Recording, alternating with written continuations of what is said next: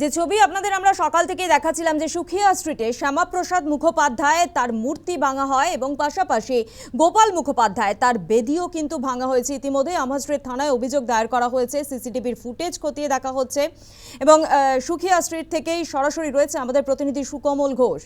আপনাদের আরও একবার জানাই যে সুখিয়া স্ট্রিটে শ্যামাপ্রসাদ মুখোপাধ্যায়ের মূর্তি ভাঙা হয় এবং পাশাপাশি গোপাল মুখোপাধ্যায় তার বেদিও ভাঙচুর করা হয় আমহা স্ট্রিট থানায় ইতিমধ্যেই অভিযোগ দায়ের করা হয়েছে এবং এই ঘটনা কারা ঘটিয়েছেন এই বিষয় নিয়ে বিস্তারিত জানাবে সুখিয়া স্ট্রিট থেকে সরাসরি রয়েছে আমাদের প্রতিনিধি সুকমল ঘোষ।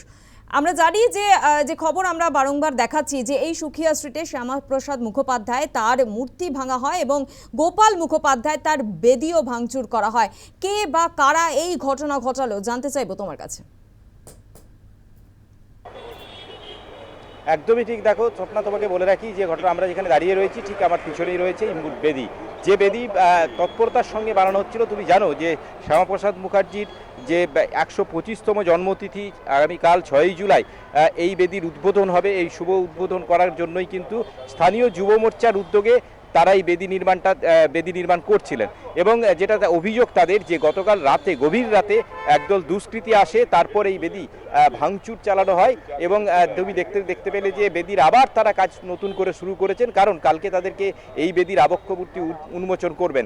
এখানে যেমন শ্যামাপ্রসাদ মুখোপাধ্যায়ের বেদি মূর্তি বসানো হয়েছে, তার পাশাপাশি গোপাল মুখার্জির মূর্তিও বসানো হয়েছে। অর্থাৎ এই দুটি মূর্তি কালকে উদ্বোধন হওয়ার কথা এবং সেই কারণেই কিন্তু যুব মোর্চা স্থানীয় তাদের উদ্যোগে কিন্তু এই বেদির কাজ চলছিল। কিন্তু তাদের যেটা আক্ষেপ যে তারা কিন্তু কাজ সম্পূর্ণ করে ফেলার পরে গতকাল রাতে তারা যখন বাড়ি ফিরে যান সেই সময় কিন্তু একদল দুষ্কৃতী আসে এবং তারপরে এই ঘটনা ঘটায় এবং ইতিমধ্যে সিসিটিভি ফুটেজ খতিয়ে দেখা হয়েছে। সিসিটিভি ফুটেজ খতিয়ে দেখে বেশ কয়েকজনকে চিহ্নিত করা হয়েছে, তাদের মধ্যে একজনকে ইতিমধ্যেই আটক করা হয়েছে এই ঘটনাতে যুক্ত থাকার সন্দেহে। স্থানীয় থানায় অভিযোগ দায়ের হয়েছে এবং এই ঘটনা ঘিরে কিন্তু রীতিমতো একটা চাঞ্চল্য ছড়িয়েছে। তুমি জানো যে আগামীকালই শ্যামাপ্রসাদ মুখার্জির 125তম জন্মবার্ষিকী এবং সেই কারণে রাজ্যে স্বরাষ্ট্রমন্ত্রী আসছেন এবং তার আগে বিজেপির পক্ষ থেকে যে এই মূর্তি তারা তৈরি করছিলেন এই সুখিয়া স্ট্রিটে, সেই মূর্তি ভেঙে ফেলা, সেই আবক্ষ মূর্তি ভেঙে ফেলা, তার একাংশ বলা যায় যে বেদির একাংশ ভেঙে ফেলা, তাতে করে কিন্তু ক্ষুব্ধ এলাকার স্থানীয় মানুষ থেকে বিজেপির কর্মী সমর্থকরা এবং তারা অতি তৎপরতার সঙ্গে আবার এই বেদিকে তারা পুনরায় পূর্বের অবস্থায় ফিরিয়ে আনার চেষ্টা করছেন। আমি কিছু মানুষ রয়েছেন, কথা বলবো তাদের সঙ্গে। দাদা, আপনি ঘটনাটা কি হয়েছিল?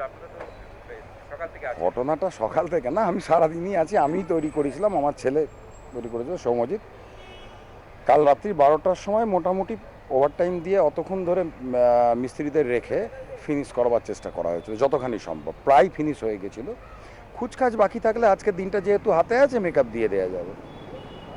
12টার সময় ফাইনালি এখান থেকে যাবার পরে 1:30 নাগাদ খবর আসে। এক্স্যাক্টলি ঘড়ির টাইম বলতে পারবো না, অ্যাকচুয়াল টাইমটা ওই রকমই বেরাবো।